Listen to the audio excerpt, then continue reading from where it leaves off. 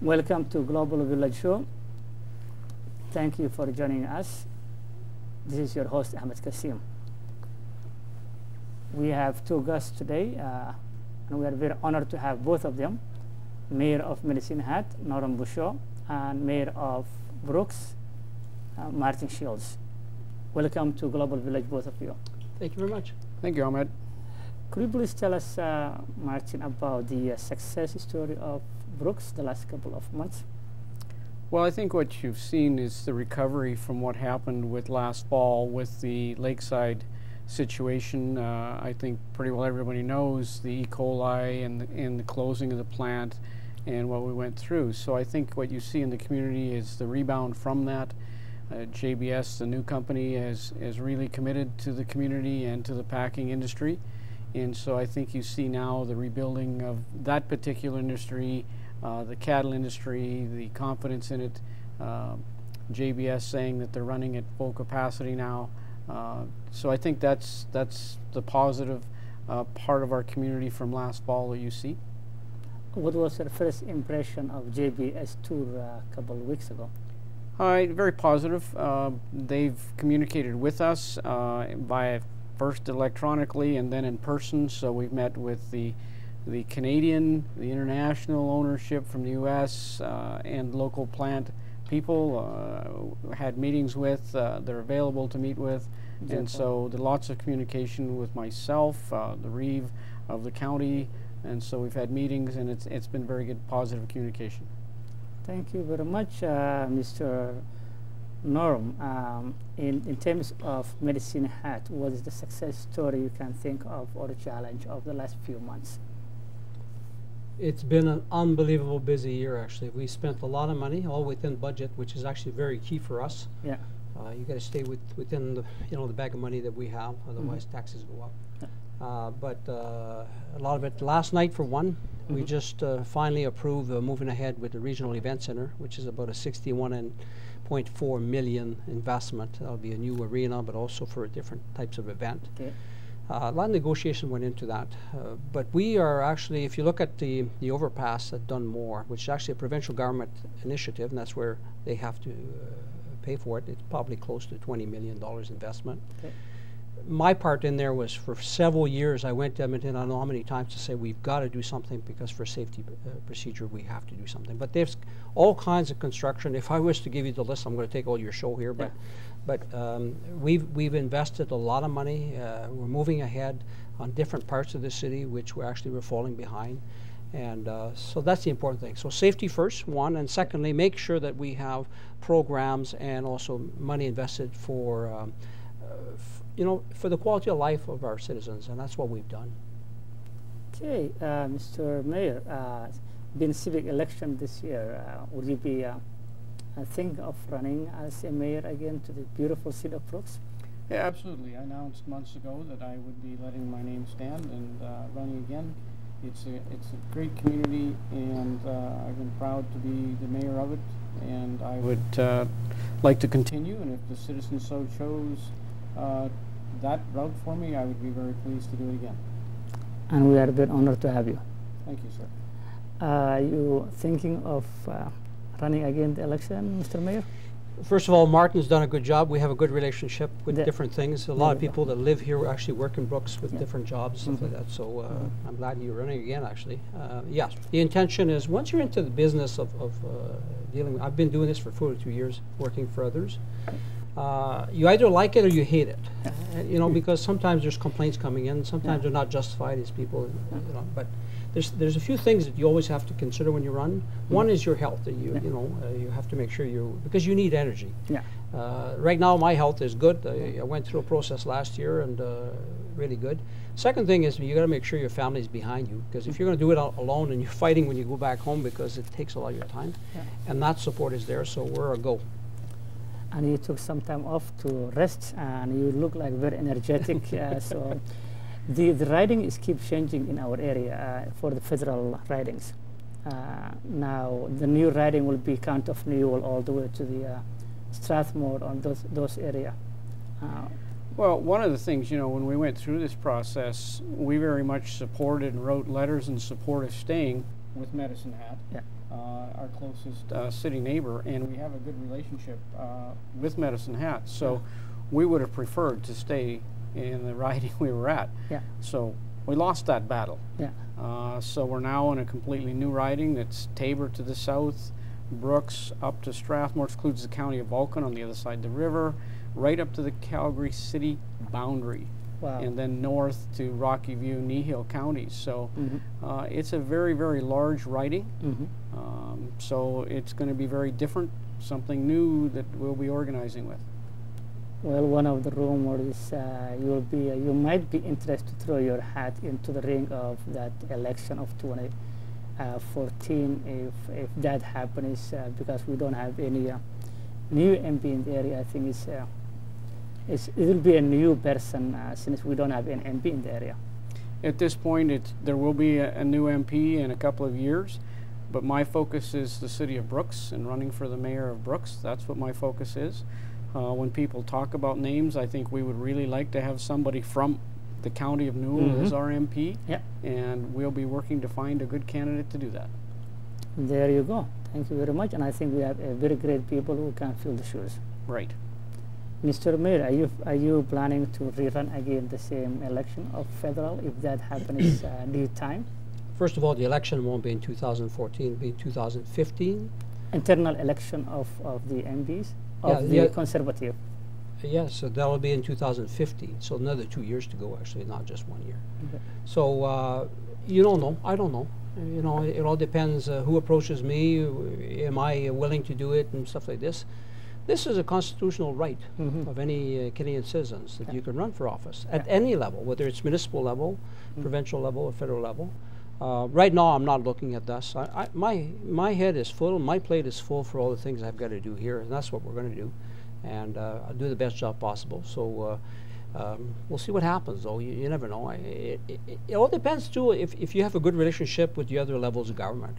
You know, if you get good support and stuff like this, everything you're going fine. Hey, why would you rock the boat? So the idea of the pipeline from Alberta to the east, New Brunswick, I believe, refinery.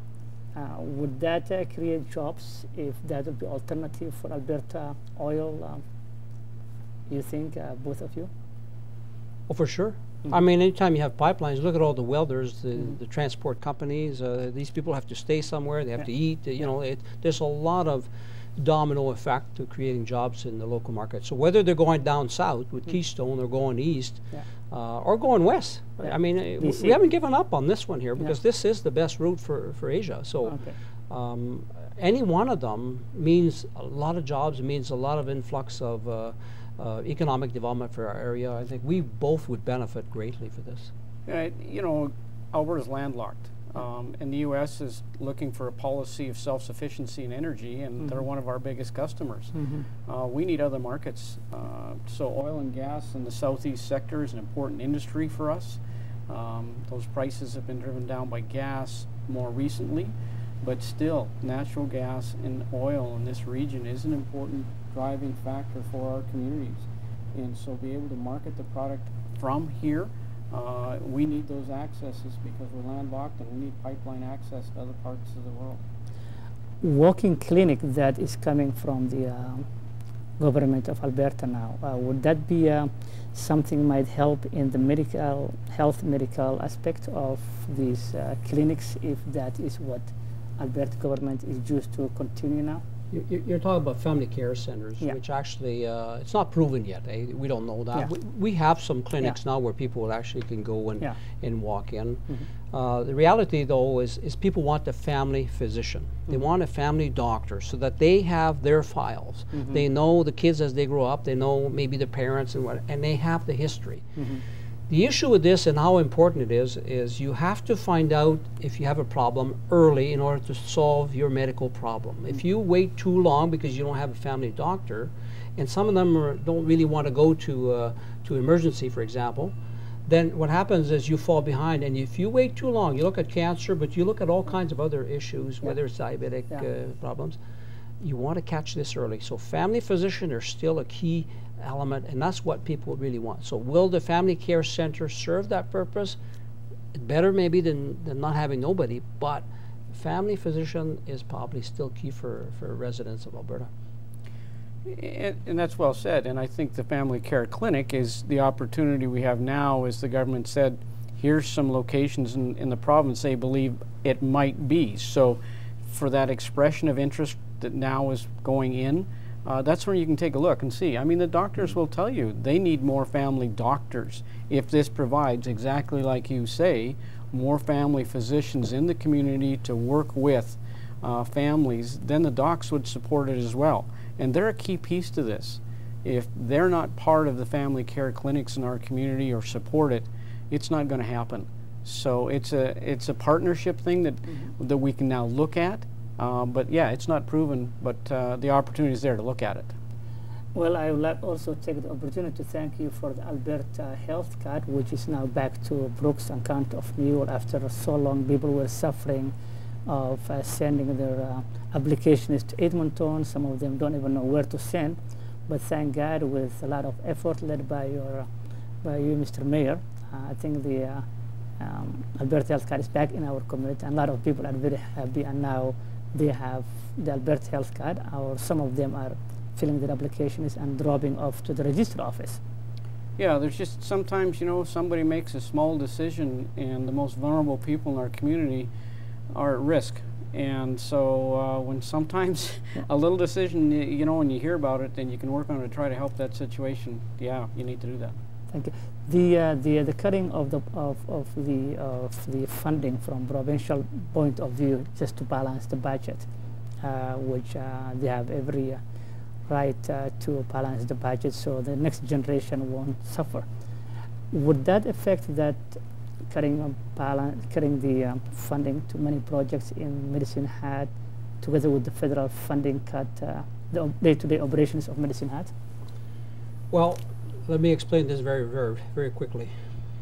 We get between 8 and 10% of all the taxes we pay goes to your municipality. It provides everything you need every day. We know in Alberta now, in the last statistics, 61% of all the tax goes to the federal government, and the difference goes to provincial government. Wow. We need to work together. We need to work together. We don't want anybody sleeping on benches in the park because they can't afford, you know, a house or food or shelter, whatever it is. All of us. So we're in a good place. I think we're in a good place. We've done the best we can. But at the municipal level, which we're actually at the front line of everything, we're not hard to reach. Look, you can come to City Hall anytime. You can talk to us anytime, either us or aldermen or whatever. But so that's the point, is we've got to work together with the other level. Will it hurt us? Of course, if there's less money, then some of the programs have to be readjusted. Sometimes you can still do something, but maybe not as much as we anticipated. And if it's a temporary measure, I think most of the time we can live with it, as long as we know there's going to be some light at the end of the tunnel and we can really get engaged into organizing ourselves, and maybe even providing better service than what we did before. So there's nothing wrong in checking where you're at and some adjustment. Bottom line, though, is when there's needs, and like Martin said, there's some people that they don't know which door to go knock at to get help. We try to help them out. Some of these programs are not really our program.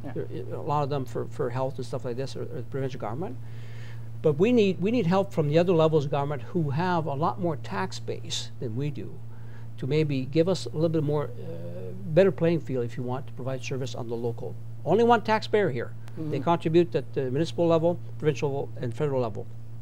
We want to make sure that they have the quality of life they deserve in Canada. And I know you work on FCM, Federal Municipalities Committees, so that you have a really good door to that and information, and understand that, you know, 40, 50 years ago we did the roads, the water, the sewer, police, fire. Those were the key parts. But you've interviewed FCSS people, in the sense the scope of things that municipalities are facing, recreation, social things that we're now funding that we didn't used to, has really expanded, and the people want those things in their community. And so that's the problem with the funding model that we have, is the expectations of doing much more than municipalities did 40 and 50 years ago. So to try to make sure you've got the sewer and water and streets going is a critical piece. But there's those other things that you have to do now in your communities, and we don't have enough dollars to do it.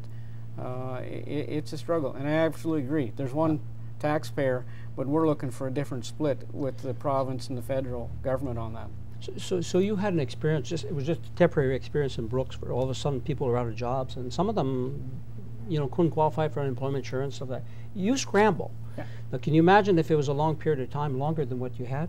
I mean, you did an unbelievable job in that community, but every community has them. It doesn't matter how rich you are. I mean, we're actually a very good community here because we make money out of energy. But having said that, we need to work with the other levels of government to make sure that we're all on the same page to help out when there's a time to help out. If there's a time to cut out and pay the bills, whatever it is, you got to do that also. Mm-hmm. That's what we're here for. I know I'm glad that I've managed the budgets for the last 22 years, whatever position I've had. Mm-hmm.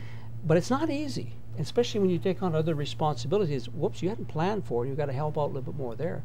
Something's going to have to give somewhere else. You can't leave everything on the table. It doesn't happen like that. So the bottom line is the funding cut in both federal and province will affect the cities in terms of the money of the service they're providing. 15 years ago, it's increased because of the other circumstances. Right, absolutely. You know, an important point that people forget, because we're half province, we think, hey, there's all kinds of money here, salaries are good and stuff like that. There's still some people who were here before. Mm-hmm. Some people have been here a long time before the oil industry really got a big boom, and they're not part of making big salaries. Some of them are seniors now who are actually hurting. And if you look at mothers who were actually were mothers all their life, did not invest into a pension plan and stuff like this. All of a sudden, they lost their husband. They're a widow. They raised their family. They got no money. How can you live on $800 a month? That's the question. So if you need other help, even for somebody to drive you to the doctor, maybe the food banks are another example where at periods you see, boy, there's a lot of people at the door asking for help. This is a good indicator for us that there's systems that we want to be part of it on the local, but we need help financially. So there's going to be some effect to it. We hope it doesn't last too long, and we hope that the other levels of government can get back to balancing their budgets and making sure that we move ahead as communities. The other one, Mr. Mayor, I believe the good story of Brooks is the winning of the RBC Cup. Oh, thank you. You know, there's 128 teams in Canada at that level of hockey. So just to repeat, it's the provincial champion, second year in a row, but to go on and win a national championship is incredible.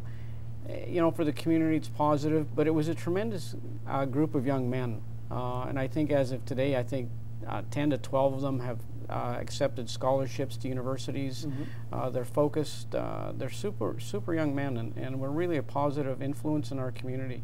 So it was positive for the community, but again, for those individuals on that team, as to have that experience to win a national championship, mm-hmm. That's great for those people to have been able to spend some time in Brooks and to go out into the bigger world and had that as part of their legacy. As a former superintendent of RCMP and police chief, the Albertans, I think, have some problem with speeding. And that's what was the talk the last couple of days, including the police chief in Calgary. What do you think can be done, for example, to prevent such speeding?